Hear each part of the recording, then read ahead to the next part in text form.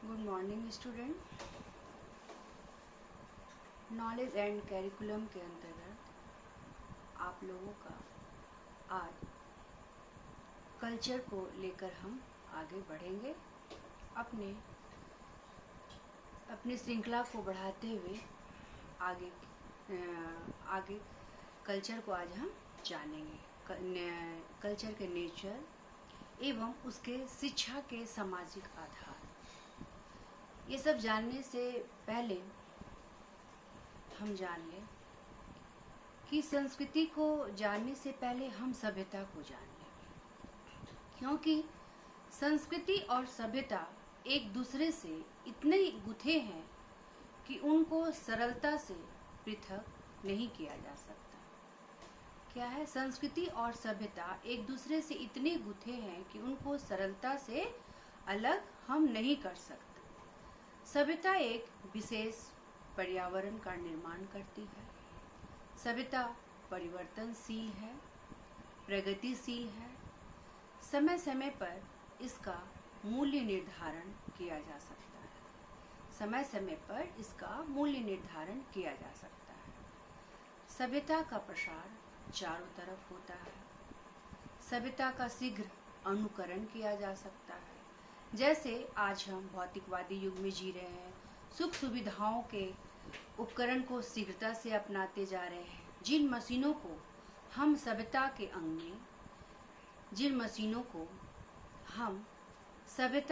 में अंग के रूप में उपयोग करते हैं, वे हमारे संपूर्ण जीवन विचारों और कार्य विचारों को और कार्य विधियों को प्रभावित करती है। आज का युग क्या है? औद्योगिकरण का युग है। तो औद्योगिकरण तथा नगरी के कारण बदलता जा रहा है। जैसे जो विवाह 2-4 दिन में होते थे, आज वो 3-4 घंटे में भी होने लगे।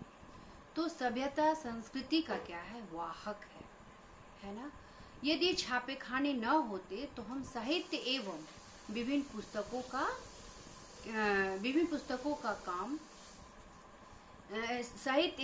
पुस्तकों का काम नहीं हो पाता। इससे यदि छापेखाने न होते तो हम साहित्य एवं विभिन्न पुस्तकों का काम से विकास होता है। तो यह आगे बढ़ाने में हमारे लिए क्या कर रही है? एक माध्यम का कार्य करती है। तो अब हम अपने शिक्षा के केंद्र बिंदु की ओर बढ़ेंगे कि संस्कृति के संदर्भ में शिक्षा का सामाजिक आधार है क्या। शिक्षा का सामाजिक आधार इस बात पर बल देता है कि शिक्षा का आधार समाज हेतु शिक्षा के द्वारा बालक का सर्वोत्मुखी विकास हो, जिससे समाज का उत्तरोत्तर विकास हो सके। शिक्षा का सामाजिक आधार इस बात पर बल देता है कि शिक्षा का आधार समाज हेतु शिक्षा के द्वारा बालक का सर्वोत्मुखी विकास हो, जिससे समाज का उत्तरोत्तर विकास हो सके। कल्चर समाजशास्त्रियों के अनुसार क्या है? समाजशास्त्रियों के अनुसार पूर्वजों से प्राप्त सामाजिक विरासत ही संस्कृति है। कहा गया है क्या कि सामाजिक विरासत का क्या करना है? हमें संरक्षण करना है, उसका बचाव करना है। तो ये किसके द्वारा? हमारे पूर्वजों के द्वारा। तो हजारों वर्षों से संस्कृति का संचरण एक पीढ़ी से दूसरी पीढ़ी में होता चला आ रहा है। इस क्रिया में नए नए तत्वों का समावेश होता रहता है। मानव जिस पर्यावरण में रहता है और कार्य करता है, उसके 2 भाग किए जाते हैं। एक प्राकृतिक वातावरण, जिसमें प्राकृतिक शक्तियाँ और वायु, ताप, आंधी, तूफान, वर्षा, मिट्टी की प्रकृति, पहाड़, वनस्पति आते हैं। क्या क्या आते हैं? प्राकृतिक वातावरण में वायु, ताप, आंधी, तूफान, वर्षा, मिट्टी की प्रकृति, पहाड़, वनस्पति इत्यादि आते हैं। दूसरा क्या है? मानव निर्मित वातावरण, जिसमें परंपराएं, कार्य प्रणालियां, व्यवस्था, जिसमें निर्मित वातावरण, परंपराएं, कार्य प्रणालियां, व्यवस्थाएं, उपकरण, भवन, संगीत, चित्रकारी, भोजन आदि आते हैं। तो मानव निर्मित पर्यावरण को ही क्या कहा जाता है? संस्कृति। पर्यावरण के अंतर्गत मानव के द्वारा जो संस्कृति निर्मित किए जाते हैं, है ना, एक दूसरे से गुथे रहते हैं, जो संस्कृति निर्मित किए जाते हैं वही हमारा क्या हो जाता है? संस्कृति। विभिन्न परंपराओं एवं विचारों, आदर्शों, मानव के द्वारा निर्मित पर्यावरण में ये सब आएंगे तो क्या हो जाता है? वो संस्कृति होता है। बालक का जन्म क्या है? एक परिवार में होता है। तो परिवार में उसे क्या है? सीखने की प्रक्रिया मिलती है। और सीखने की प्रक्रिया क्या है? वो शक्तिशाली तत्व बन जाते हैं जिसमें उसने जन्म लिया, और जो कुछ वह सीख रहा है वो उस परिवार का क्या हो जाता है? सांस्कृतिक भाग बन जाता है। तो हर्ष कॉविटज के अनुसार कहा गया है, उनके अनुसार क्या है कि संस्कृति मानव के निर्मित भाग का पर्यावरण का एक भाग है। संस्कृति मानव के निर्मित बनाया गया पर्यावरण का भाग है। Culture is the man made part of environment. तो अब देखेंगे संस्कृति का मीनिंग। तो संस्कृति का अंग्रेजी में क्या बोलते हैं? कल्चर। लैटिन शब्द कॉलरे से निकला है जिसका अर्थ ही क्या होता है? प्राय सीखना, लर्न या लर्निंग। एक समुदाय के लोग जो कुछ ज्ञान, व्यवहार, करना, बनाना सीखते हैं उसको बनाए रखना पसंद करते हैं। जैसा व्यवहार करना पसंद करते हैं वह सब कुछ उनकी संस्कृति कहलाता है। साधारणतया भाषा में संस्कृति का अर्थ क्या है? समाज के उत्तम व सुंदर विचारों, कृतियों तथा व्यवहार के तौर तरीकों से लिया जाता है। साधारणतया भाषा में संस्कृति का अर्थ समाज के उत्तम एवं सुंदर विचारों, कृतियों एवं व्यवहार के तौर तरीके को लिया जाता है। संस्कृति भाषा का शब्द संस्कृति वास्तव में किससे बना है? संस्कार से बना है। और संस्कार का अर्थ है क्या? संस्कार से बना है तो संस्कार का अर्थ है क्या? एक समाज में जिस तरीके के कार्यों, व्यवहारों को करना और उचित बताया गया या बताया जाता है उसे हम क्या कहेंगे? संस्कार। फिर से रिपीट कर रहे हैं, एक समाज जिस तरीके से कार्यों और व्यवहारों को करना उचित बताया गया है या बताया जाता है उसे हम क्या कहेंगे? संस्कार। ठीक है, यहाँ तक आप लोग जान गए। आगे हम बढ़ते हैं कि मानव शास्त्र में, है ना, एंथ्रोपोलॉजी में संस्कृति, कल्चर शब्द का प्रयोग टायलर विद्वान ने किया था। उनके अनुसार क्या है? उनके अनुसार क्या कहा गया संस्कृति को? कि संस्कृति वह जटिल समग्रता है, कॉम्प्लेक्स होल है जिसमें ज्ञान, विश्वास, कला, नैतिकता, कानून, प्रथा तथा ऐसी ही अन्य क्षमताओं और आदतों का समावेश होता है जिन्हें मानव समाज के सदस्य होने के नाते हम क्या करते हैं? प्राप्त करते हैं। जिसमें ज्ञान, विश्वास, कला, नैतिकता, कानून एवं इत्यादि अन्य क्षमताओं का समावेश किया जाता है। और मानव क्या है? मनुष्य क्या है? सामाजिक प्राणी है। तो मानव समाज के सदस्य होने के नाते हम क्या करते हैं? उसे प्राप्त करते हैं या उसे सहर्ष स्वीकार कर लेते हैं। अब दूसरे विद्वान के अनुसार, उनका लिंटन नाम है विद्वान का, उनके अनुसार क्या परिभाषा है कि संस्कृति एक समुदाय के लोगों का संपूर्ण ज्ञान, संस्कृति एक समुदाय के लोगों का संपूर्ण ज्ञान, दृष्टिकोण और आदतन व्यवहार होती है। संस्कृति एक समुदाय के लोगों का संपूर्ण ज्ञान, दृष्टिकोण और आदतन व्यवहार होती है। प्रायः हमारे हिंदू समाज में उसी व्यक्ति को, प्रायः संस्कार को हम समझे, हमारे हिंदू समाज में उसी व्यक्ति को सुसंस्कृत कहा जाता है जो संस्कारों की योजना से होकर गुजर चुका होता है। हमारे हिंदू समाज उसी व्यक्ति को सुसंस्कृत कहा जाता है, हिंदू समाज को लिया जा रहा है।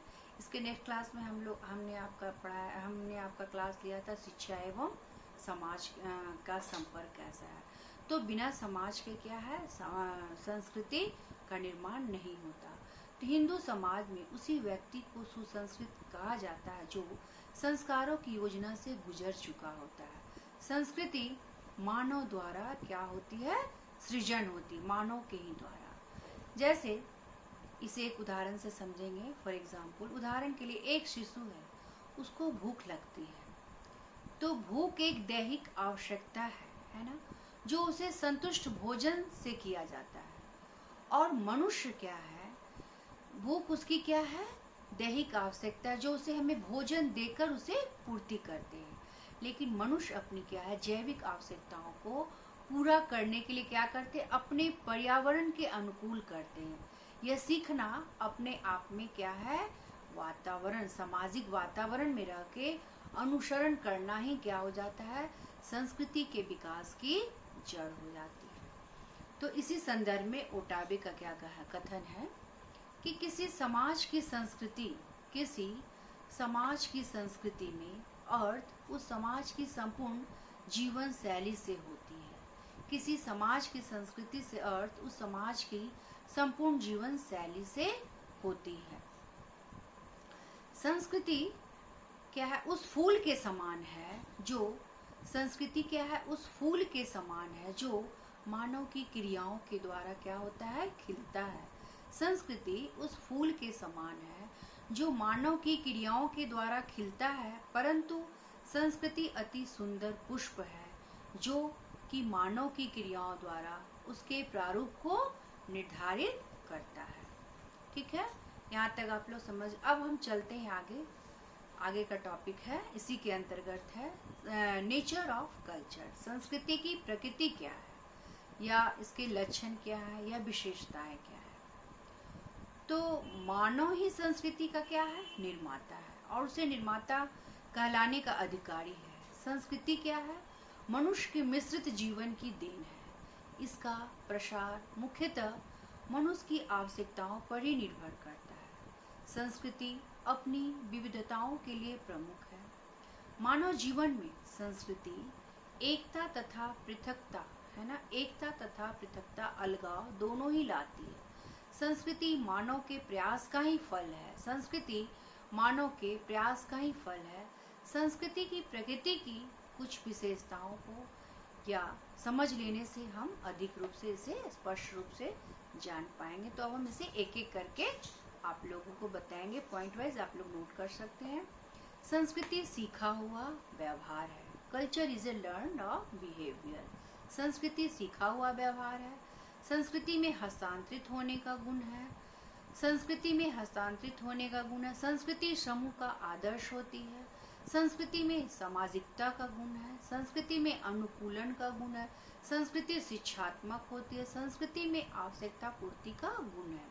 संस्कृति में अनुकूलन का गुण है। संस्कृति में आवश्यकता पूर्ति का गुण है। और प्रत्येक समाज की संस्कृति क्या होती है, पृथक पृथक होती है। और लास्ट पॉइंट क्या है, संस्कृति अधिव्यक्ति तथा अधिशाम्य भी है। तो समाज में है ना, अब इसको हम एक एक लेकर चलेंगे। समाज में प्रत्येक अनुभव और प्रत्येक आविष्कार संस्कृति का अंग बन जाता है, जो एक बड़े समूह की विशेषता होती है। समाज में प्रत्येक अनुभव और प्रत्येक आविष्कार संस्कृति का अंग बन जाता है, जो एक बड़े समूह की विशेषता होती है। प्रत्येक पीढ़ी के अनुभव रहने के कारण क्या है, प्रत्येक पीढ़ी के अनुभव रहने के कारण क्या है, संस्कृति भी परिष्कृत हो जाती है। तो अब पहले पॉइंट को हम विश्लेषण कर रहे हैं कि संस्कृति सीखा हुआ व्यवहार है। संस्कृति सीखे हुए व्यवहारों की क्या है, संपूर्णता है। संस्कृति सीखे हुए व्यवहारों की संपूर्णता है। पशुओं के जो व्यवहार सीखे हुए नहीं होते हैं, बल्कि वे किसी भी कार्य को एक जन्मजात प्रेरणा से प्रभावित होकर करते हैं। इसलिए क्या है, पशुओं की क्या है, कोई संस्कृति नहीं होती। मनुष्य अपने सभी व्यवहारों से दूसरे व्यक्ति के व्यवहारों से सीखकर क्या करता है, प्राप्त करता है। इसलिए यहाँ पर क्या कहा गया, संस्कृति क्या है, सीखा हुआ व्यवहार है। जैसे अभिवादन करना, आज्ञा मानना, गुरु शिष्य का आचरण, गायन, नृत्य, यह सभी सीखा हुआ व्यवहार। यह सदैव ध्यान रखना चाहिए कि हमारे सभी सीखा हुआ व्यवहार संस्कृति नहीं होती। हमारे सभी सीखा हुआ व्यवहार क्या है, संस्कृति नहीं होती। हम केवल उन्हीं व्यवहारों को संस्कृति का अंग मानेंगे जो एक बड़े समूह की विशेषता हो। दूसरा पॉइंट में अब चलते हैं। संस्कृति में हस्तांतरित होने का गुण है। प्राय हम कहते हैं क्या कि संस्कृति का संरक्षण भी आवश्यक है, संस्कृति में हस्तांतरित होने का भी गुण है। तो प्रत्येक पीढ़ी के अनुभव बढ़ते रहने के कारण क्या है, संस्कृति भी परिष्कृत होती रहती है ना। परिष्कृत में शुद्धि का क्रिया है ना, आपस में एक दूसरे से क्या है, परिष्कृत होते रहती है, ट्रांसफर होते रहती है। तो प्रत्येक पीढ़ी से दूसरी पीढ़ी को हस्तांतरित होते रहती है। प्रत्येक पीढ़ी को सामाजिक विरासत के द्वारा अपनी सांस्कृतिक विशेषताओं को सीखते हैं। प्रत्येक पीढ़ी सामाजिक विरासत के द्वारा अपनी सांस्कृतिक विशेषताओं को सीखते हैं। संस्कृति भी इस विशेषता के कारण क्या करता है, संस्कृति की इस विशेषता के कारण ही मनुष्य क्या है, बर्बरता के स्तर को है ना, मीन्स जंगली अवस्था या बर्बरता के स्तर को पार करके आज क्या है, अंतरिक्ष के युग में पहुंच चुका है। आज अंतरिक्ष के युग में पहुंच चुका है। इसके प्रतिमान भौतिक, अभौतिक और हस्तांतरित होता है। इसके प्रतिमान भौतिक, अभौतिक और हस्तांतरित होते रहते हैं।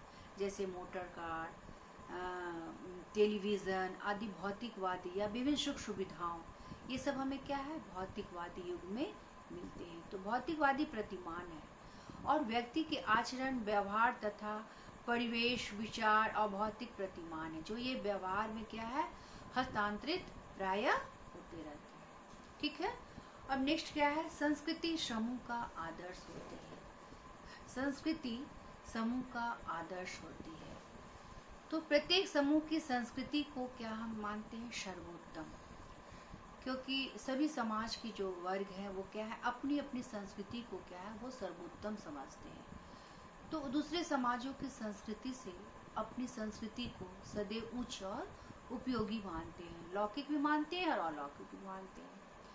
सामूहिक आदतों और व्यवहार के ढंगों से संस्कृति का निर्माण होता है। व्यवहार के ढंगों से क्या होता है, संस्कृति का निर्माण होता है। और इन व्यवहारों में समूह के आदर्श, नियम घुल मिल रहने के कारण संस्कृति भी उस समूह के लिए क्या बन जाती है, एक आदर्श बन जाती है। यही कारण है अक्सर देखा गया कि विभिन्न समूहों के बीच सांस्कृतिक आधार पर क्या चलते रहते हैं, संघर्ष चलते रहते हैं। संस्कृति में सामाजिकता का गुण है। तो जैसा कहा गया है, सामाजिक सीख जो है हमारा क्या है, समाजीकरण के द्वारा होता है। तो संस्कृति में सामाजिकता का गुण, तो सामाजिकता किसी एक या दो व्यक्तियों का अधिकार नहीं होता, क्या होता है इसमें, बल्कि संपूर्ण समूह का अधिकार होता है। संपूर्ण समूह के व्यवहारों से ही क्या होता है, संस्कृति का निर्माण होता है। संपूर्ण समूह के व्यवहारों से ही संस्कृति का निर्माण होता है। संस्कृति में सभी सामाजिक गुणों का समावेश होता है, जैसे प्रथा, परंपरा, धर्म, शिक्षा, लोकाचार, जनरीति, आविष्कार, ये सब क्या है, भाषा है ना, विभिन्न भाषा, ये लंबे समय तक अपनाए रहते हैं। तब तक यही व्यवहार क्या हो जाती है, हमारी संस्कृति जो लंबे समय तक अपनाए जाएंगे व्यवहार, वो क्या हो जाती है, हमारी संस्कृति के अंग बन जाते हैं। और यही क्या है, हमारे समाज का गुण हो जाता है। संस्कृति शिक्षात्मक होती है। शिक्षात्मक होती है तो इसमें इसके अंतर्गत हम क्या देखते हैं, उचित, अनुचित। अगर शिक्षा से संस्कृति क्या है, एक शिक्षात्मक धारणा प्रणाली है, तो ये उचित अनुचित धारणा का परिणाम ही हमारे लिए क्या है, संस्कृति है। सत्य, असत्य, भला, बुरा आदि क्या है, शिक्षा के द्वारा ही मिलता है। हमें बड़ों से भी प्राप्त होता है। अतः समाज में किसी व्यक्ति के कार्य का परिणाम यदि अच्छा होता है तो लोग उसका क्या करते हैं, उसी चीज का, उसी व्यवहार का लोग क्या करते हैं, अनुसरण चलते हैं। तो यही हमारा संस्कृति का अंग बन जाता है। संस्कृति में अनुकूलन का गुण, प्रत्येक स्थान की क्या है, अनुकूलन मीन्स हमको उसी के अनुसार चलना है, अनुकूलन करना है। तो प्रत्येक स्थान की सांस्कृतिक विशेषता इस प्रकार की होती है जिनकी सहायता से वहाँ के भौगोलिक और सामाजिक पर्यावरण से अनुकूलन किया जा सके। प्रत्येक स्थान की सांस्कृतिक विशेषता इस प्रकार होती है जिनकी सहायता से वहाँ के भौगोलिक और सामाजिक पर्यावरण के अनुकूल किया जा सके। संस्कृति क्या है? समय की मांग के अनुसार परिवर्तित होने का गुण है। इसलिए मनुष्य को सबसे अधिक क्या है? अनुकूलनशील प्राणी माना जाता है। ठीक है, यहाँ तक आप लोग पॉइंट नोट कर लिए होंगे। अब नेक्स्ट हम आगे चलते हैं कि संस्कृति में आवश्यकता पूर्ति गुण है। संस्कृति में क्या है? आवश्यकता पूर्ति गुण है। तो संस्कृति की प्रत्येक इकाई व्यक्ति को किसी न किसी जरूरत को जरूर पूरा करती है।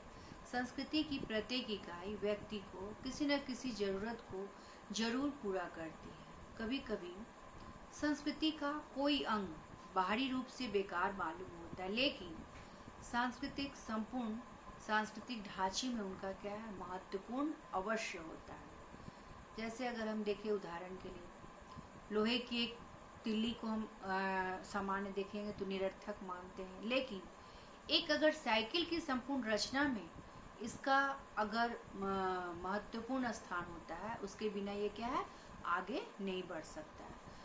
नेक्स्ट पॉइंट क्या है? प्रत्येक समाज की संस्कृति क्या है? पृथक होती है। जैसे हमने पहले भी बताया कि हर समाज की क्या होती है? संस्कृति पृथक होती है, अलग अलग होती है, और सब अपनी अपनी संस्कृति को क्या है ना, उच्च मानते हैं। तो यहाँ पर क्या है? प्रत्येक समाज की संस्कृति भी पृथक होती है। प्रत्येक समाज में व्यक्तियों की आवश्यकताओं में भिन्नता होने के कारण व्यक्तियों में विचार करने और व्यवहार करने के ढंग क्या है?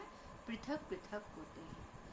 नेक्स्ट पॉइंट आगे चलते हैं। संस्कृति व्यक्ति से उच्च होती है। Culture is higher than person.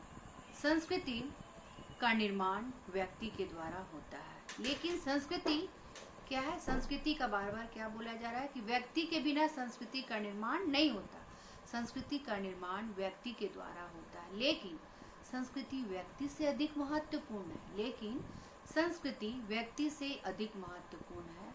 उदाहरण के लिए देखिए, तो अगर मानव अगर व्यक्ति की मृत्यु भी हो सकती है, लेकिन संस्कृति क्या है? तब भी अस्थायी रहती है।